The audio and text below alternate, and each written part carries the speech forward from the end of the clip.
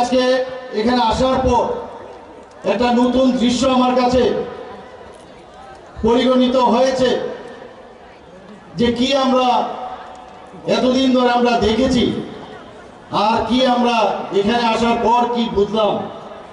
এখানে এসে এতটুকু আমরা বুঝেছি, আমাদের মহারাজা প্রদ্যুৎ কিশোর দেববর্মন মহোদয় যেদিন 28 তারিখ আমরা মহারানী কৃতি সিং দেববর্মন মহোদয়ের জন্য আমরা ওখানে পূর্ব আসনে যে ভারতীয় জনতা পার্টির যাকে মনোনয়ন করা হয়েছে সেখানে প্রায় 40 থেকে 45 হাজার লোকের সমাগমে সেখানে আমরা সে মনোনয়ন দাখিল করেছি।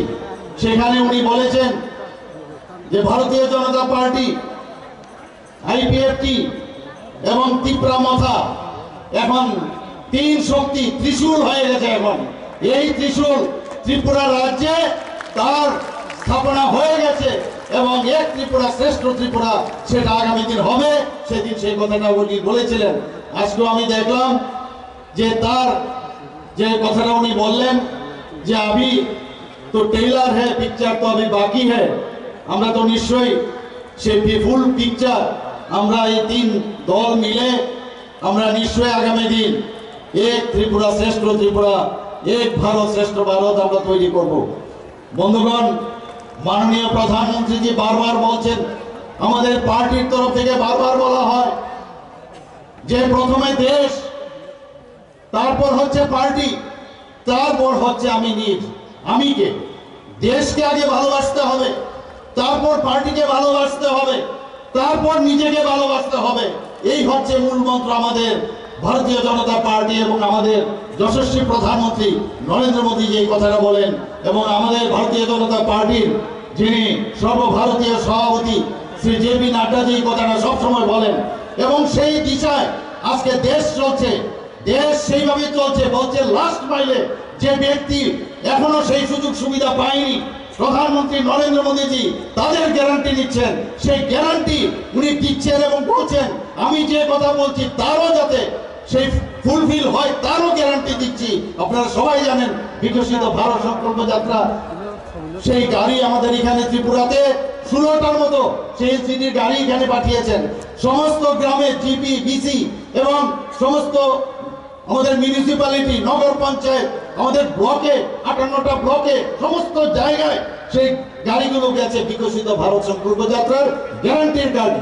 অর্থাৎ কি বলছেন উনি যে আমি গ্যারান্টি দিচ্ছি সবকা সাথ সবকা বিকাশ ও বিশ্বাস আর প্রয়াস, তার গ্যারান্টি উনি দিচ্ছেন। আজকে এখানে যারাই উপস্থিত আছেন আমার মা ও ভাই ও বোনেরা সবাইকে আমি এই কথাটাই বলবো যে আমাদের বিশ্বাস, আমাদের আস্থা আমাদের মাননীয় প্রধানমন্ত্রীজির উপর আছে। আমি নিশ্চিত যে আগামী 19শে এপ্রিল এবং 26শে এপ্রিল ভারতীয় জনতা পার্টির পক্ষ থেকে আমাদের যে দুই ক্যান্ডিডেট এখানে দাঁড়িয়েছেন, প্রধানমন্ত্রীর হাত যদি আমরা শক্তিশালী না করি, দেশ যদি শক্তিশালী না হয়, কোনো অবস্থায় কেউ শক্তিশালী হতে পারবে না। বন্ধুগণ, সেই কারণে আমি বলছি বিপুল ভোটে আমরা গত ইলেকশনে 2019-এ আমরা জিতেছি, কিন্তু আমি আশা করি যে পরিমাণের লোক আমরা পশ্চিম আসনেও দেখেছি প্রায় 40,000-এর মতো লোক আমাদের সাথে, আমাদের পার্টি থেকে আরম্ভ করে সব পার্টি থেকে আমাদের এই তিনটে পার্টি এবং জনসাধারণ আমাদের সাথে পায়ে হেঁটে, আমাদের হরিয়ানা থেকেও প্রাক্তন মুখ্যমন্ত্রী এবং বর্তমান মুখ্যমন্ত্রী তিনিও এসেছিলেন। তিনি এসে অবাক হয়ে গেছেন যে এরকম ছোট্ট একটা ত্রিপুরা এইভাবে জনঢল বয়ে গেছে। আমি ত্রিপুরার বহু জায়গায় যাই, সব জায়গায় মানুষের রেসপন্স আমি দেখি। মানুষ আমাদের মোদীজির উপর বিশ্বাস রেখেছে, আমাদের ভারতীয় জনতা পার্টির নেতৃত্বাধীন এনডিএ সরকারের উপর বিশ্বাস রেখেছে। একটা রেসপন্স আমি দেখতে পেয়েছি। এখানেও আসার পর সেই রেসপন্স আমি দেখতে পাচ্ছি। বন্ধুগণ, বিশ্বাস রাখতে হবে এবং বিশ্বাসের উপর ভিত্তি করে আমাদের যে মহারাজা বীর আমাদের প্রদ্যুৎ কিশোর দেববর্মা মহোদয়ের সাথে যখনই কোনো সমস্যা হয়েছে উনার সাথে আমার প্রায়শ টেলিফোনে কথাবার্তা হয়েছে, ফিজিক্যালি ওনার সাথে আমি কথা বলেছি। অনেক কিছু যে সমাধান, সেই সমাধানের চেষ্টা আমরা করেছি এবং শেষ পর্যন্ত যেটা হলো সেটা হচ্ছে 11টার মতো যে ঐতিহাসিক যে সিদ্ধান্ত অ্যাকর্ড হয়েছে নর্থ ইস্টার্ন রিজিয়নে, তার মধ্যে এখন আরেকটা যুগ হয়েছে, সেটা হচ্ছে ত্রিপুরা মথার সাথে ভারত গভর্নমেন্ট এবং ত্রিপুরা গভর্নমেন্টের যে এই ঐতিহাসিক চুক্তি। বন্ধুগণ, সত্যি উনি বলেছেন যে এখন শুধুমাত্র ট্রেইলার আর পিকচার বাকি। আমি নিশ্চিত যে আগামী দিন সেই পিকচার আপনারা দেখবেন এবং সেই পিকচার অনেক সময় খারাপ পিকচারও অনেক সময় হয়, কিন্তু গুড পিকচার আপনারা দেখবেন, ভালো পিকচার, যে পিকচার দেখে আপনারা বলবেন না সত্যিকারের অর্থে আজকে আমরা শান্তিতে আছি, আমাদের কথা কেউ ভাবছে। এখানে বিস্তারিত আমাদের প্রাক্তন মুখ্যমন্ত্রী এবং আমাদের প্রার্থী বলেছেন, আমাদের রাজীব বাবুও বলেছেন এবং ভূপালজি যেভাবে আপনাদের সামনে বলেছেন, আমি সত্যি আপ্লুত ওনার যে ভাষণের যে কথাগুলো উনি বললেন। আজকে আমাদের সত্যি চিন্তার বিষয় যে কিভাবে এই কংগ্রেস সিপিএম এতদিন ধরে এই জনজাতিদের ওদেরকে শোষণ করেছে, আমি বলবো শোষণ করেছে। এবং আমাদের ভারতীয় জনতা পার্টি আমাদের যশস্বী গৃহমন্ত্রী সেটা বুঝতে পেরেছেন, প্রধানমন্ত্রী বুঝতে পেরেছেন।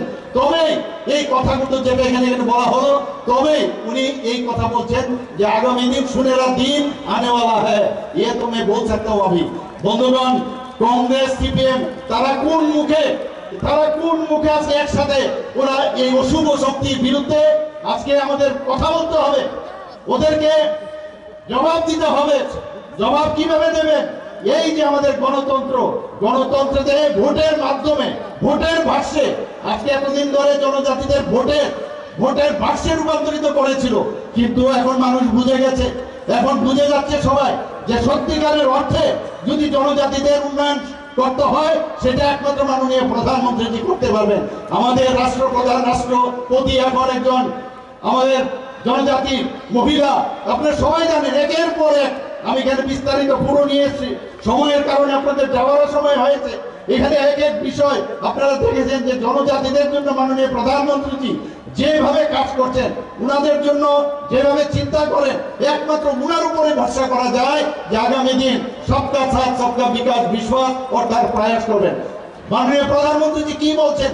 এই যে ইলেকশন শুধুমাত্র রাজ্যের ইলেকশন না, এই ইলেকশন আমাদের ভারতের কি অবস্থা হবে তার ইলেকশন। সেখানে নীতি নির্ধারণ হবে।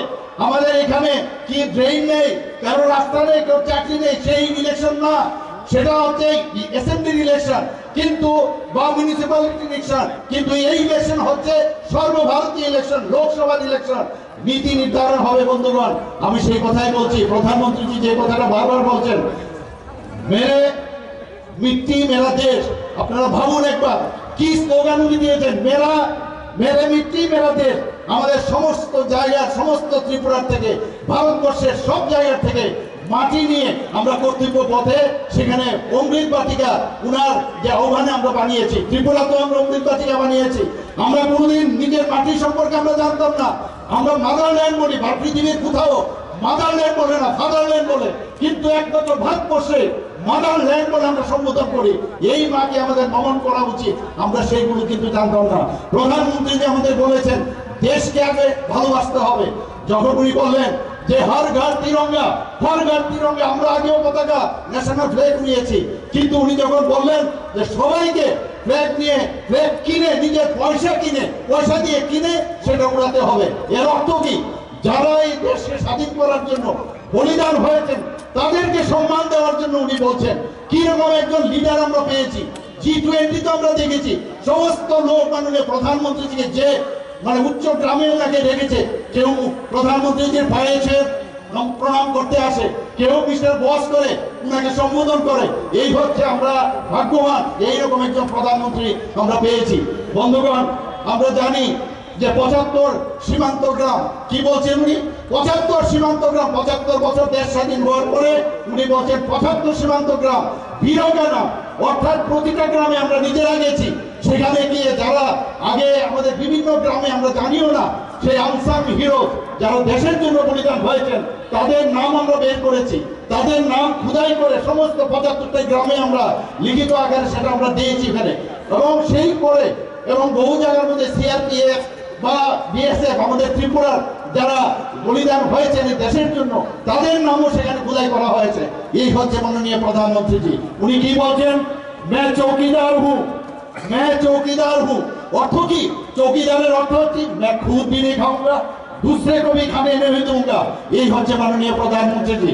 এবার আপনাদের কাছে একটা প্রশ্ন আমার, আমি বেশি কিছু বলবো না, একটাই প্রশ্ন করব আপনাদের সামনে, যে আপনারা কি চান যে এই চৌকিদার থাকবে নাকি ওই সেই ইউপিএ গভর্নমেন্টের সময় স্ক্যামের সরকার আবার আনবেন? আপনাদের কাছে এই প্রশ্নটা আবার রাখছি, আপনারা কি আবার সেই উত্তর আমার জবাব দিতেই হবে? এই জবাব কিভাবে দেবেন?